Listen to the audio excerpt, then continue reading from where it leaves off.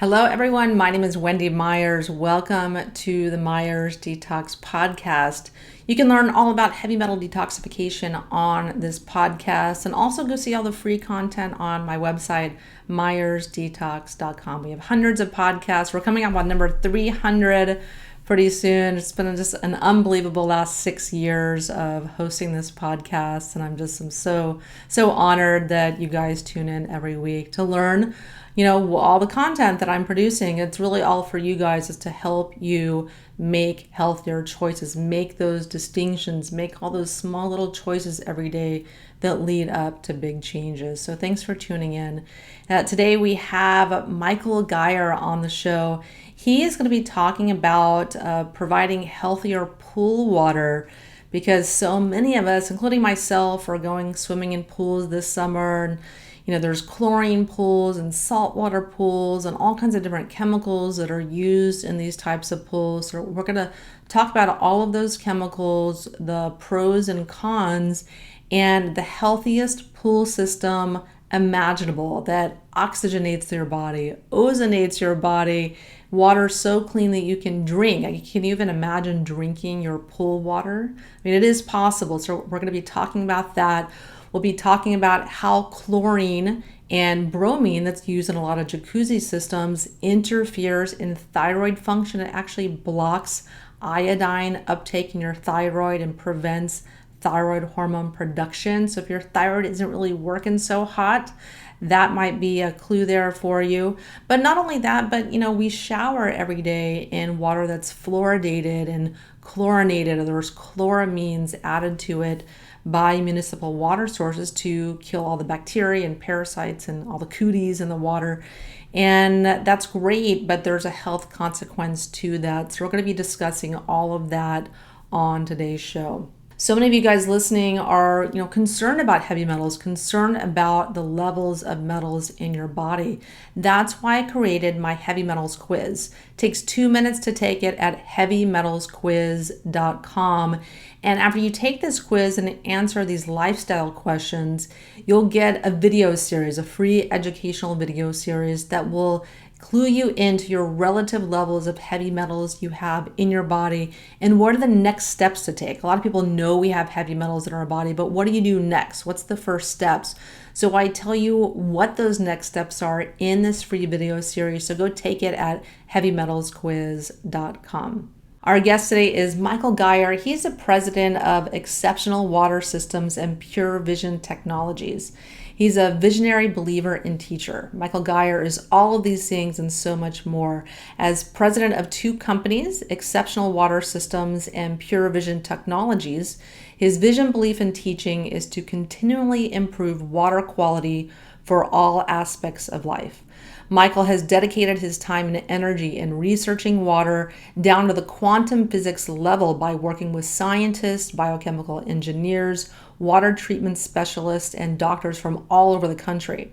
Michael started his journey in 2005, where he began his pursuit and passion for water for a local commercial pool and spa distributor. During that time, he learned that fully understanding water was the key to success in the aquatics industry. And after a few short years, he became a certified pool instructor, having the opportunity to share his knowledge about water quality, hydraulic safety, and a little influence from his friends and family. All of this drove Michael to start Exceptional Water Systems. After 2 short years of special research and development, Michael then founded Pure Vision Technologies, a company devoted to manufacturing and developing new technologies to deliver the highest level of water quality possible by utilizing only natural elements like oxygen, ozone, and ultraviolet. His intentions were to utilize natural elements for water treatment to provide not only a safe environment while in and around aquatic environments, but also after the water has been used. Prior to founding these 2 groundbreaking companies, Michael was a proud member of the Armed Services, where he served in the U.S. Air Force. And after his enlistment was up, he went on to graduate from the University of Phoenix with a degree in marketing. Michael resides in Mesa, Arizona with his wife of 10 years, Allie, and his 2 daughters, Melissa and Victoria, along with their 6 grandchildren. You can learn more about Michael and his amazing pool filtration systems at exwsystems.com. Michael, thank you so much for coming on the show. Thank you, Wendy, for having me. I appreciate that. So it's awesome that we're going to be here talking about swimming pools and some of the chemicals in swimming pools and what you want to be actually using to disinfect your pool and when you have your own pool. So let's first start off a little bit about, what are some of the health issues that can be caused by swimming in your typical chlorinated pool? Like, what are the problems with the pools today? Well, one of the main problems is people have a lot of skin issues. I think that's probably one of the most common things that I see from people who've been swimming in pools for years, Olympians, any type of professional swimmers and so forth, swim school instructors. They just develop these skin rashes and so forth if they have like eczema or psoriasis. Other just like I know a lot of people have like these sensitivities to like food allergies and so forth, where for some reason being in chlorinated water it just kind of makes it worse. I've got 6 grandchildren and probably half of them have skin issues with chlorinated water, so they cannot swim in a swimming pool, otherwise they break out in all these rashes and so forth. But that seems to be one of the most common things that I see in swimming, normal chlorinated water and so forth. Yeah, and definitely people have thyroid issues as well, whereby Yes. the chlorine interferes in iodine uptake in the thyroid gland and Yep. interferes in production of thyroid hormones. So that's something also to be aware of if you're swimming in a pool on a regular basis. Right. And the other thing is too is the amount of chlorine that's used in a pool. So it's from day to day, because most household pools do not have any type of management on there to say I have 1 part, 2 parts per million, 3 parts. Normally, like let's just take for instance a saltwater pool. It's put it at a percentage. So you're at 10%, 20%, 50, 100, and it just continuously feeds all day long or as long as the pump is running. But there's not a monitor on there to say, okay, stop at this point. Whereas on a commercial pool, it says feed up to X amount of parts per million, whether they're using a metering like a ORP or a ppm probe, but they have some sort of device that normally monitors that. Backyard pool, you don't have any of that. So you don't know whether you're going to swim in there, whether there's 1 part per million or whether there's going to be 10 parts per million in there. And does that make a big difference on you? Absolutely. I can hardly stand being in a chlorinated body of water anymore. I mean, I almost feel sick from being in the water. So I know the difference when you get into that type of body of water. Yeah, chlorinated pools, it's so disgusting swimming in them, and especially if they're over chlorinated and you just reek of chlorine afterwards. And not only that, but what it's doing to your skin microbiome and your gut microbiome when you're swallowing that water. I mean, there's a lot of health consequences that people perhaps aren't really thinking about when it's summertime and they're going swimming in their pool. Right. The other thing is too is most people don't understand is that your skin, being the largest organ on your body, your pores are about 20 microns. Well, chlorine is going to absorb through your skin. Like it or not, it does absorb through your skin, whether you take a shower, whether you're getting in the pool. So the longer that you sit in that pool, the more that you're going to absorb that. But that's just one aspect of it. It's not just the chlorine, it's the amount of chemicals that you use in the water as well.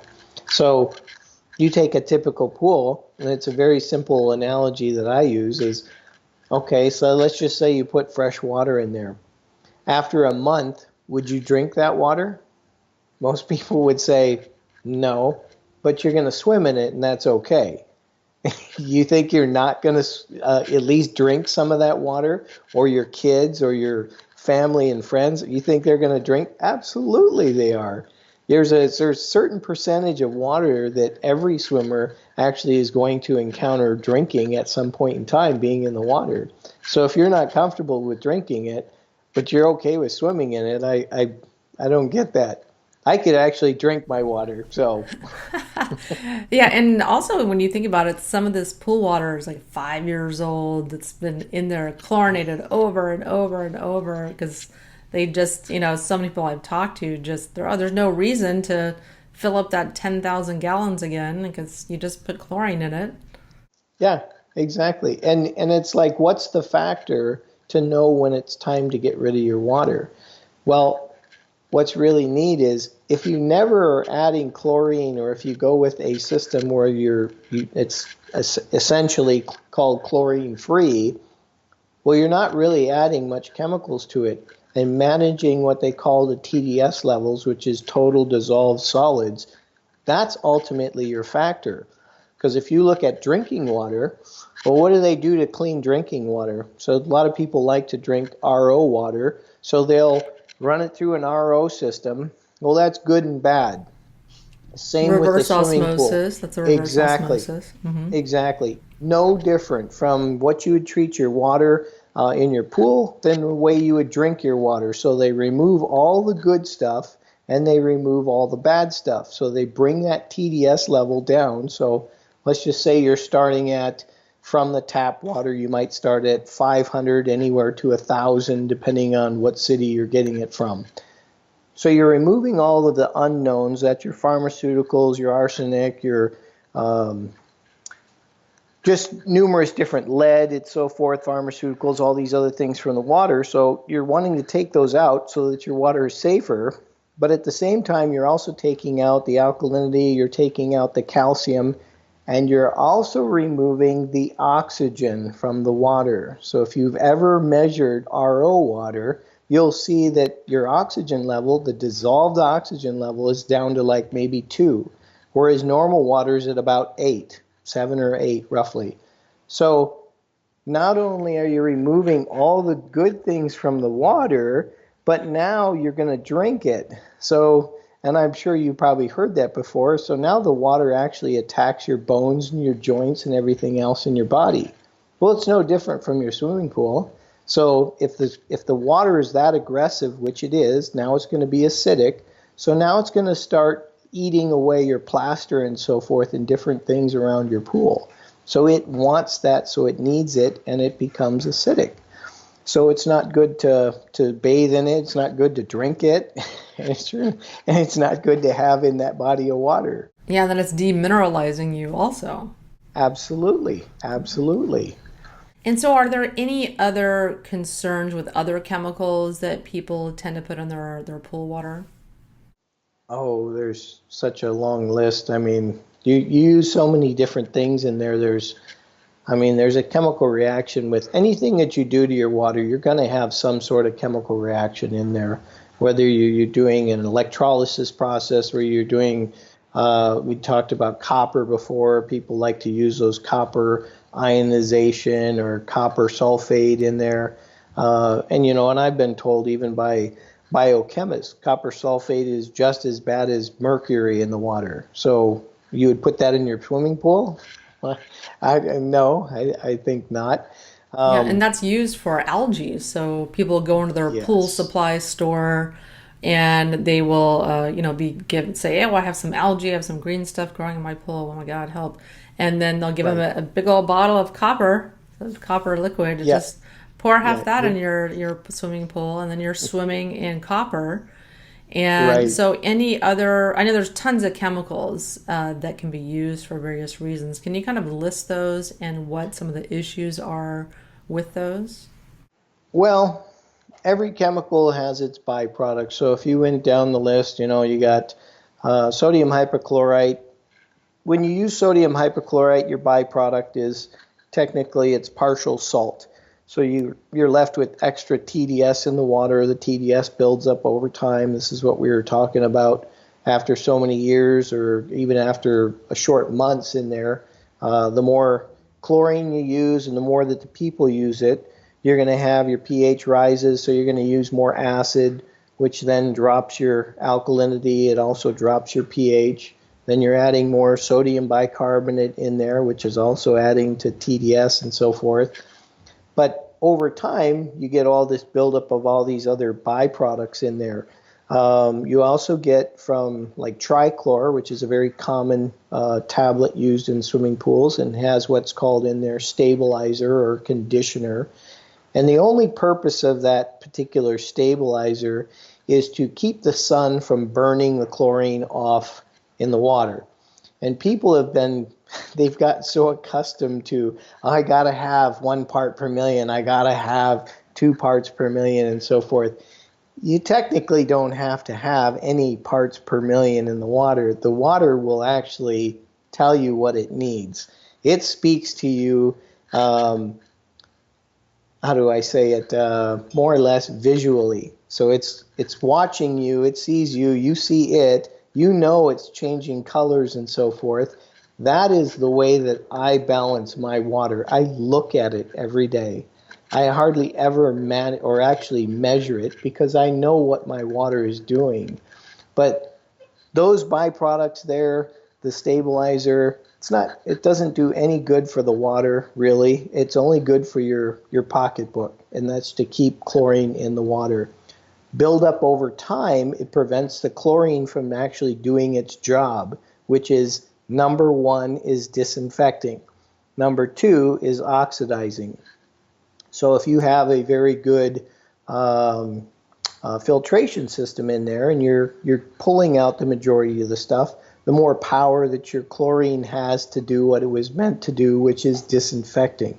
So, but nevertheless, as you're using these tabs and you kind of just throw them in, that's what everybody likes to do because it's easy and they have less issues with it. But it's also acidic. So it pushes your water to the acidic side because the pH on those tabs is about 4.5, which is extremely low. And most people are going, well, when you start to have to balance a body of water, people get upset. And they're like, well, I've never had to do this much stuff to it before. And it's like, that's because your water was acidic and the pH doesn't rise very fast in acidic water. So that's one of the typical things that they'll run into.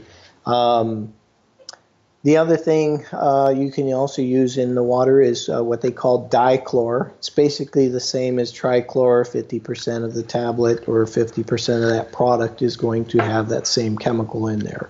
So I always stay away from any type of stabilized chlorine at all if you're going to actually end up using it.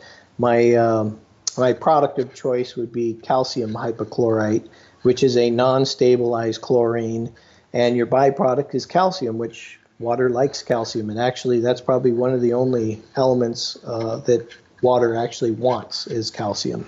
So your buildup in there. But, obviously we want to still balance it so it doesn't get too high.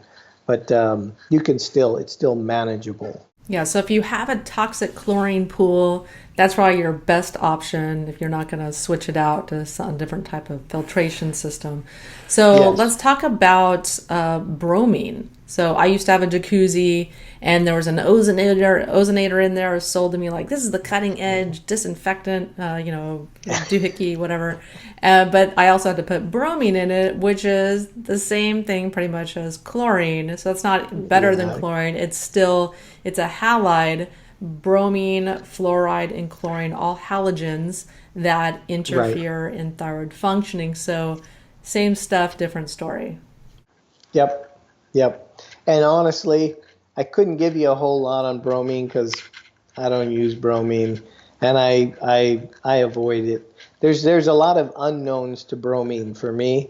When I look for answers and certain things, even some chemists and so forth can't really answer the question. So if I'm going to professionals that are actual chemists and they can't answer those questions, it's like, I just prefer not using that. So there's too many unknowns. Well, it's like chloramines.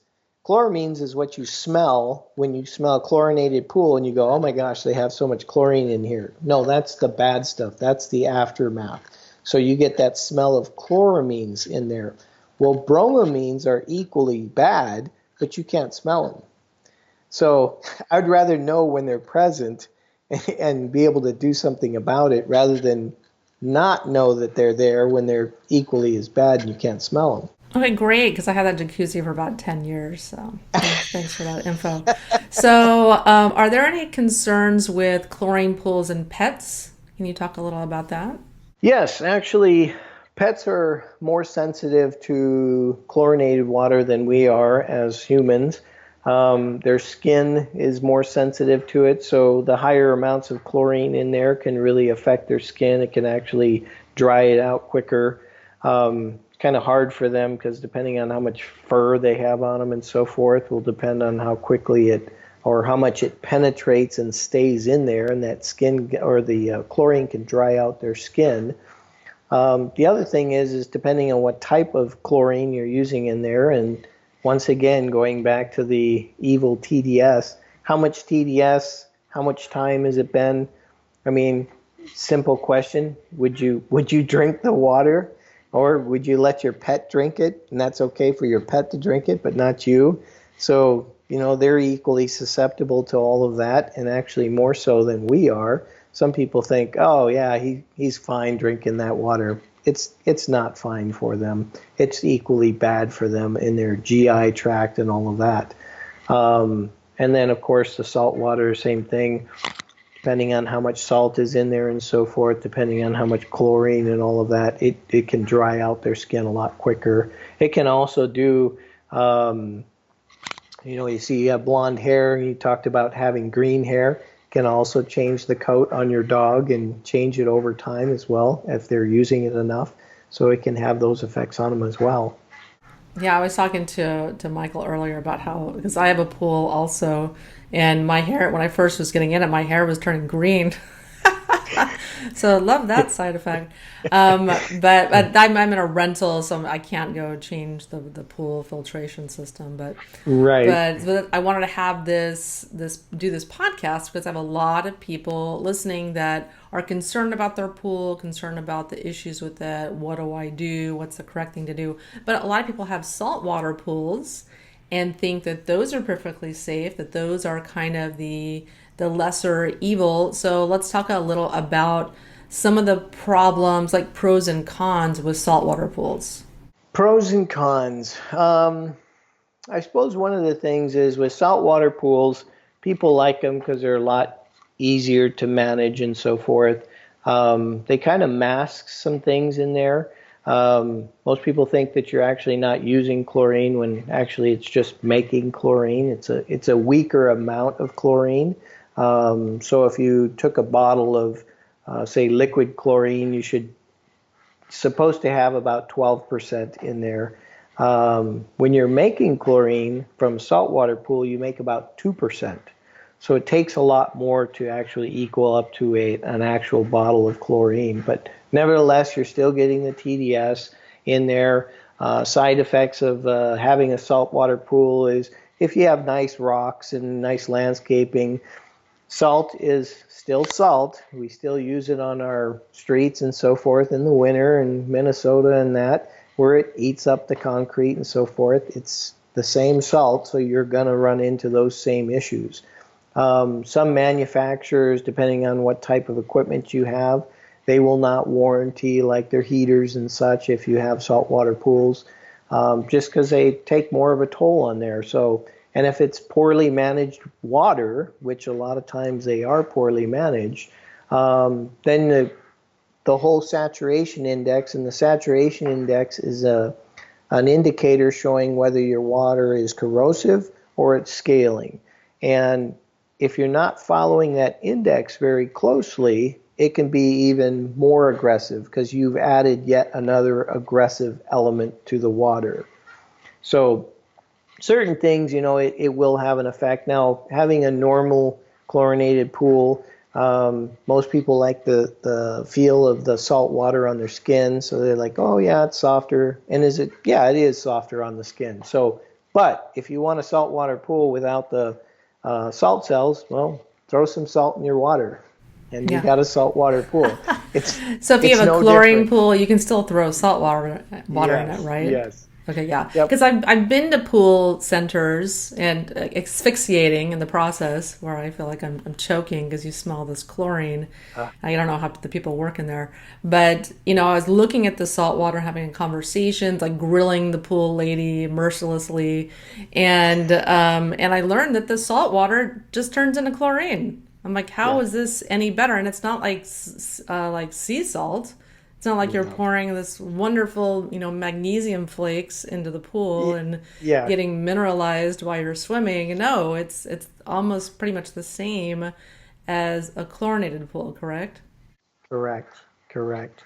And you did say mention that it's different salt. It's not the same salt Yeah, it's as just in the different ocean. salt. That's not the same salt. No, you're not swimming in the ocean when you're going in a No. saltwater pool. Uh-uh. And Yeah. so what do we do? So anyone that's swimming every day in their pool or their saltwater pool, thinking that it's healthier for them when we've established that it's not, what is the alternative? What are some of the cutting edge filtration systems that you are using with their clients so people can enjoy their pool and still maintain their health, not fighting this uphill battle because they're just enjoying their pool? One of the things we developed over the last 7 years is hyper-dissolved oxygen systems. And what it does is it actually feeds in dissolved oxygen into the water. So, like I was mentioning earlier, your water typically starts off at about 7 or 8 parts per million of dissolved oxygen. That's just normal, depending on atmosphere, temperature, and so forth. But what we do is we feed in pure oxygen. We use a medical grade concentrator for that, and we feed it into the water. We raise that level anywhere from 10 parts all the way up to 30, almost 40 parts per million of oxygen in there. The cool part about it, it stays in there for literally weeks and days at a time. So some of the benefits behind that, it's very similar to being in a hyperbaric oxygen chamber. Now, I'm not going to give you any medical claims on that, but I can say from being in this for the last 7 years, I have seen hundreds of people completely change their lives. And I'll tell you, there's nothing more rewarding than seeing a person that's totally suffering from being in water to totally energized and happy and completely changing the way they feel, their health, and everything else that goes with that. And so what we found with utilizing this particular water, you end up with literally billions upon billions of ultrafine bubbles. Now these bubbles are they're about a tenth of a micron. And you think about how small that is. Bacteria is about 1 micron. We're a tenth the size of bacteria is what we're putting in the water. And then you've got literally millions of these. So people who suffer from psoriasis, eczema, asthma. Asthma was one of the big ones from even some swim schools and so forth, where we've seen different athletes and so forth. They have their inhalers they have to use all the time. No more inhalers. They didn't have to have that anymore. They had no more rashes and so forth getting out of the water. As a matter of fact, none of them could even smell the chlorine in the water anymore. So a lot of them thought that they actually quit using chlorine. It's like, no, for commercial pools, you still use chlorine in there. You have to maintain at least 1 part per million. So we do that. But the smell of it, the softness. One thing going back, when a lot of people want saltwater systems because it's soft on their skin. Well, this gives you that same feeling, super soft, silky skin, except in a different sense, it's more healthy for you. Because now, just as I was saying before, most of those chemicals and stuff are being absorbed into your body. Well, guess what? The oxygen, because of the molecular weight of it and so forth, you are absorbing that into your body as well. So your body and your skin and so forth is absorbing that. I've seen swim school teachers, directors, because they're in there hours upon hours a day, where it's healed their scars. So one of our first swim school instructors we put in. After 6 weeks, she had surgery on her foot. She had there for a year. And after 6 weeks, she was so ecstatic. She calls me up and she's like, "Oh my gosh, you're not going to believe this." And I'm thinking that she's calling up with a problem or something. And I'm like, "Well, what is it?" And she's like, "Well, I had a scar on my foot." And she's like, she goes, "I called it my Franken-toe." And she goes, "It's completely gone." I'm like, "Wow, did you get a picture?" And she's like, "No, why would I take a picture?" I'm like, "Fair enough." But nonetheless, it's a funny story, but I wish I would have gotten a picture before, but hindsight, I had no idea that it was going to do such a thing. So there's different people with different issues. We've had people with asthma, I already said that. Also arthritis.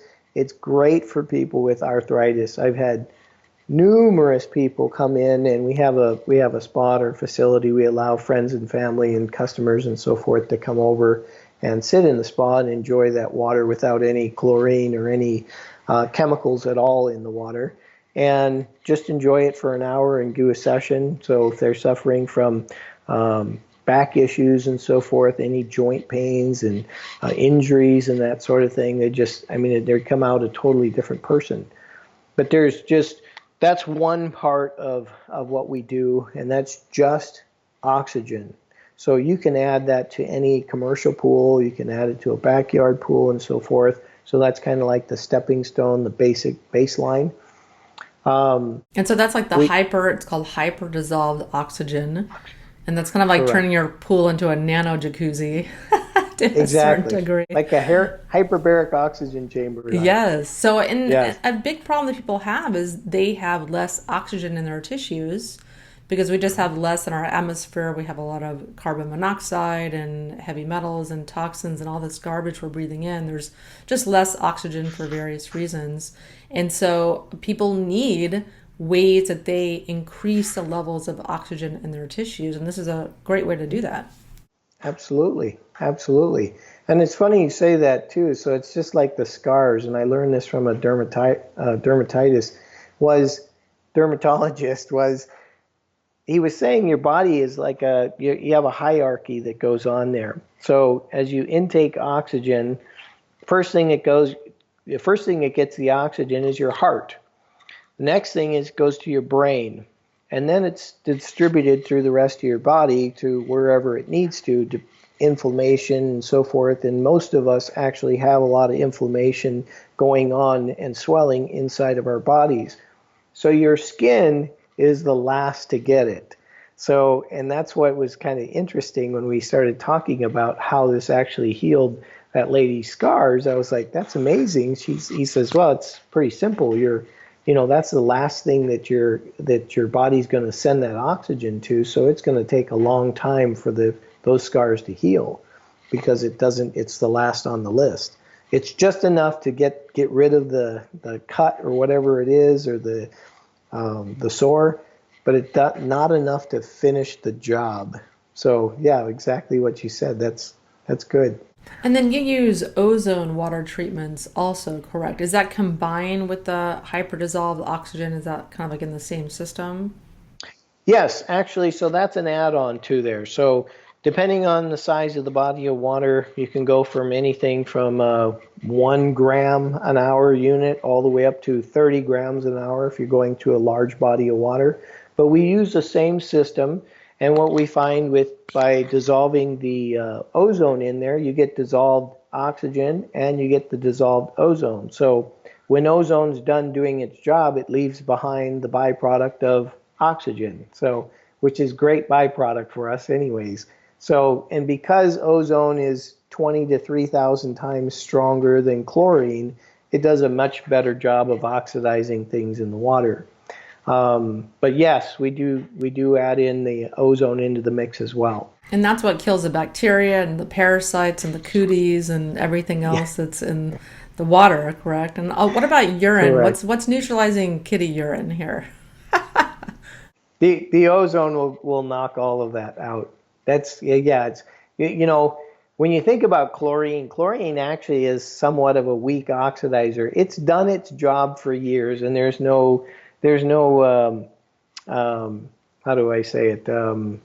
Denying that. You know, it's come around. It's been in the industry. It's used for a lot of different things, and it's brought us to a whole new level.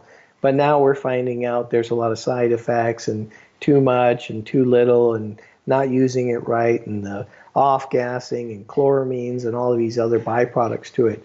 Ozone, and you know this very well, I know from the podcast and so forth, is how do these other doctors and so forth, they use it for healing the human body and so forth.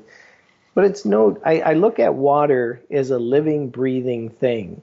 And if you treat it right, it will treat you right. So you have to set it free. A body of water to me, just any swimming pool, I look at that as a caged animal. You're keeping this water here, you're holding it hostage, and all you're doing is throwing all these chemicals at it daily, weekly, whatever, and you expect it to do something good for you. How is that even possible if you don't even trust to drink it, but yet you want to swim in it? So my philosophy is, you know what? Treat it like you would treat anything else. Well, I shouldn't say that. Maybe I'll go lightly on that. Anything that you love in life. And if you treat it that way, well, guess what? We use our swimming pools and so forth. I can actually feed my plants with it. I can definitely let my whole family and everybody swim in it. If they drink it, they're going to be perfectly fine. There's not going to be any side effects or anything from drinking that water.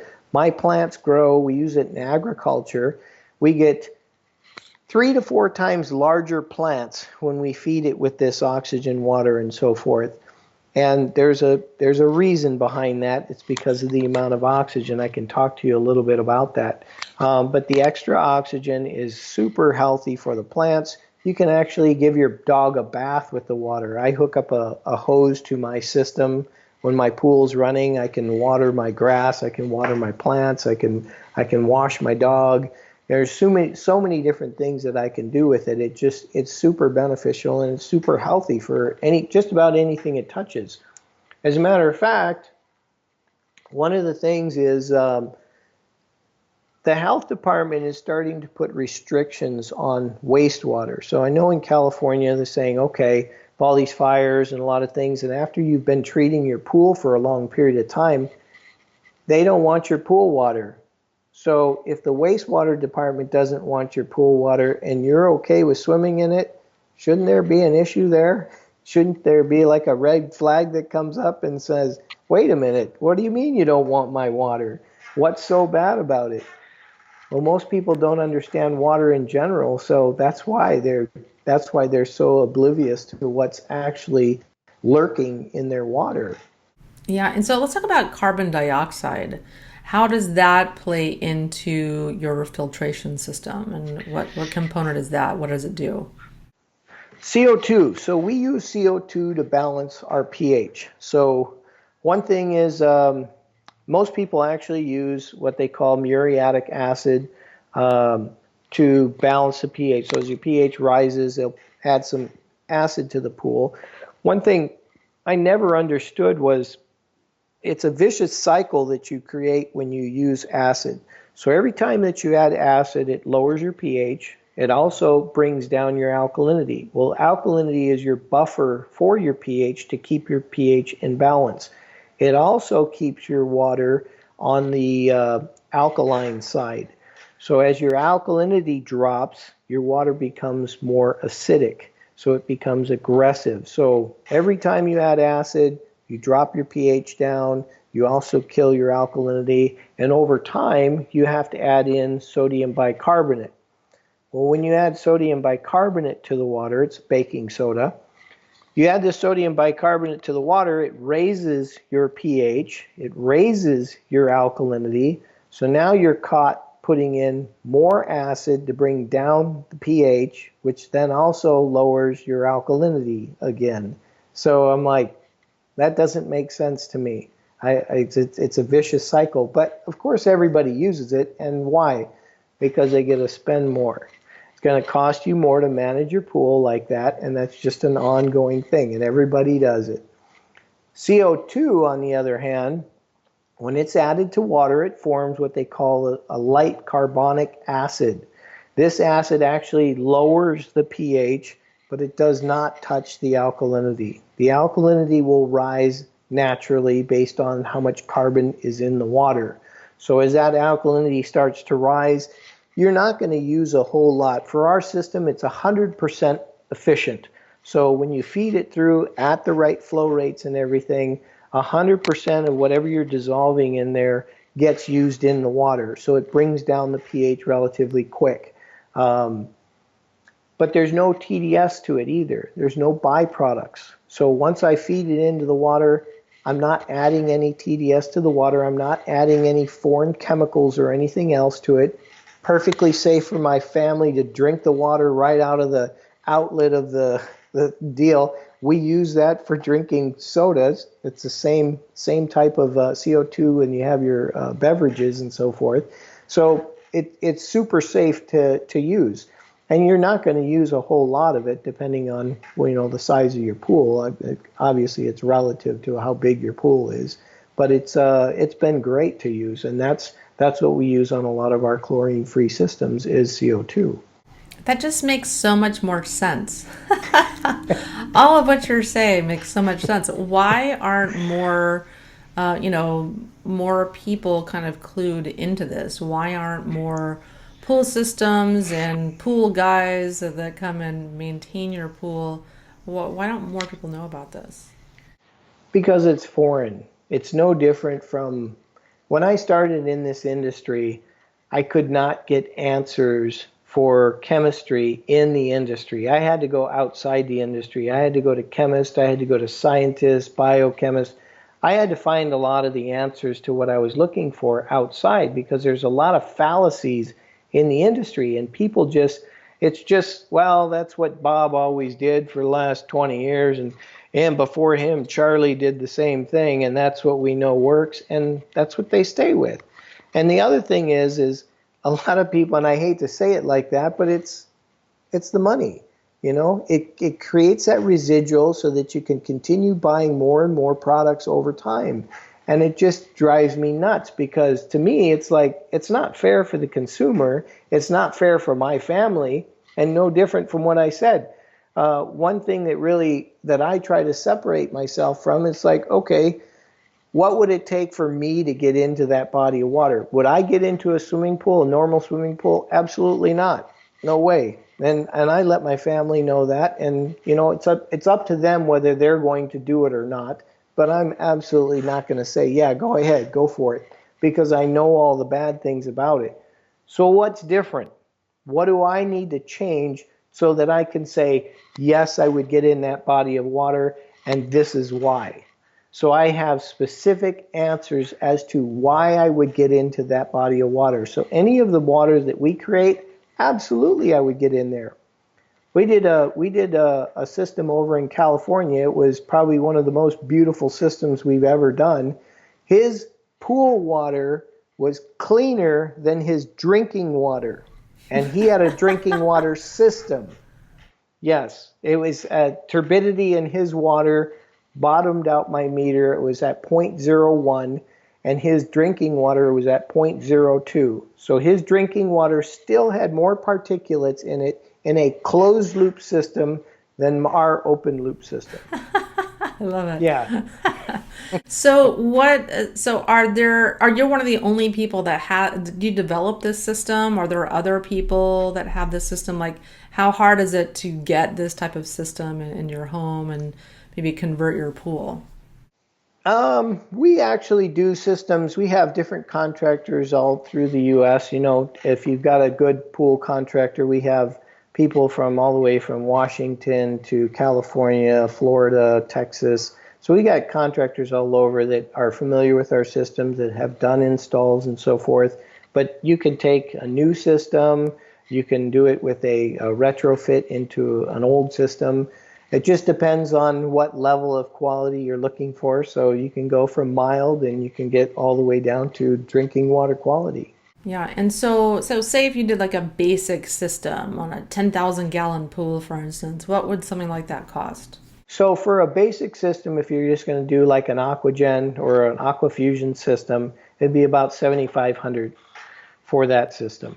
And then as you add in, if you wanted to add CO2 or ozone to the mix, depending on the size of the ozone generator and what ozone generator you're going to use, it can add a few $1,000s more to the system. Yeah, that's not too bad. I mean, if you live in your home and you have all your family members and your pets and everyone's swimming in the pool and using it for 3 to 6 months out of the year or longer, depending on where you are, I mean, that's, there's no price you can put on your health. And we know that the chlorine and bromine and other things used in pools and jacuzzis absolutely 100% interfere in thyroid functioning.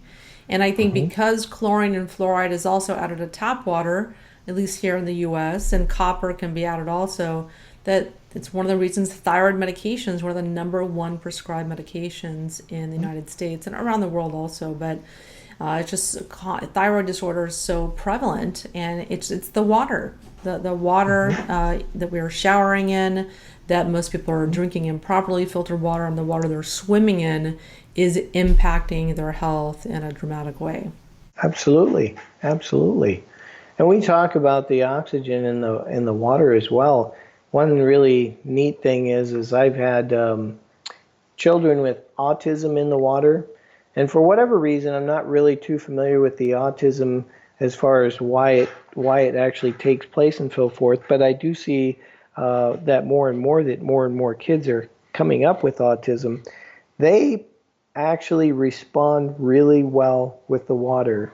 I can't tell you as far as why they do, but the mothers of those children, they're just like, oh my gosh, my son is so much more calm. He has a great day for the next 24 hours after being in the water. He's a different kid to be around. Can't answer that why that is, but we're doing other studies with doctors right now as to the percentage of oxygen that actually enters the body and what the benefits are behind that. So that study will be coming out. I'd love to do a podcast with you on that when the time comes. Yeah, it's going to be really amazing. Yeah, so tell us, where can we learn more about your pool, and if interested, get this pool installed in your backyard pool? You can go to our website. It's www.exwsystems.com. We've got pretty much everything on that website. We also have Pure Vision Technologies. It's purevtech.com, and that's just the specific products to that. Exceptional water systems. We have all sorts of different chemical controllers and all this other fun stuff in there. But Pure Vision Technologies is just about the technology itself. Well, Michael, thanks so much for coming on the show and enlightening us on the do's and don'ts of pool filtration and sterilization. There's a lot more to it that meets the eye. So thanks for coming on and enlightening us. Absolutely. Thanks for having me, Wendy. Appreciate it. And everyone, thanks for tuning in every week to the Myers Detox Podcast, where we explore all types of topics related to heavy metal and chemical toxicity and detoxification, and all types of topics related to alternative health. So thanks for tuning in every week. It's my pleasure to serve you, to give you all this information so you can make better choices. Thanks for tuning in. I'll talk to you guys next week.